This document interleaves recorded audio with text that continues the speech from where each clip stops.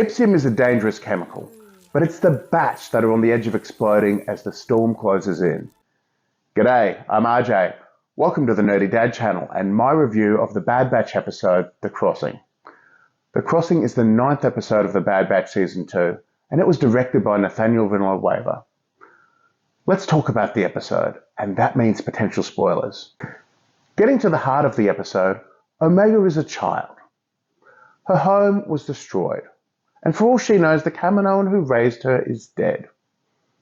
For whatever length of time a series and a half of streaming is, whether it be a year or 2 years, the Bad Batch have been her family. And in the last episode, Echo chose to leave that family of his own free will. She's understandably hurt, confused, and upset. And this episode shows us Omega working through those emotions. There's the danger of drilling for explosive minerals. There's the ship thief. And there's the storm. But in the end, the conflict in this episode is caused by another member of the Batch, who processes his emotions and the world in general in a very different way to Omega. Every member of the Batch is on edge when the Marauder gets stolen.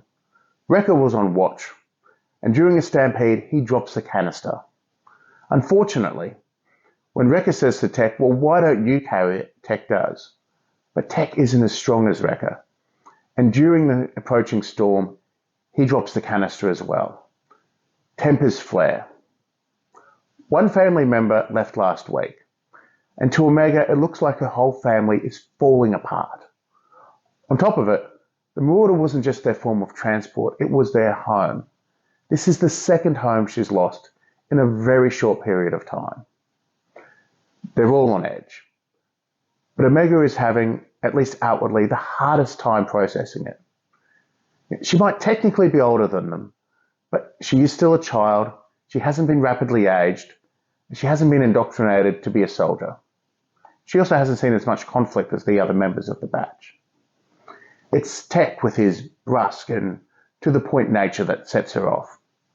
Not that the other members of the Batch have always been perfect with her. I mean, see the season 1 episode Cut and Run to watch Hunter struggle with Omega's emotions. Now, Tech has always been shown to be literal, logical, and somewhat aloof. It hasn't been explicit until this episode, but Tech has always been portrayed as not neurotypical. But Tech cares for Omega. When Omega is in danger, Tech doesn't hesitate to dive in after her. As he says himself, he just processes things differently. I may process moments and thoughts differently, but it does not mean that I feel any less than you. This scene is just beautiful. And it's important. It's important to Tech's character development. It's important to the relationship between Tech and Omega. And it's important to a whole lot of other people out there. The Batch do escape the mine, and they make their way to an abandoned spaceport. But most importantly, Omega and Tech have a better understanding of each other. I'm going to leave this discussion there.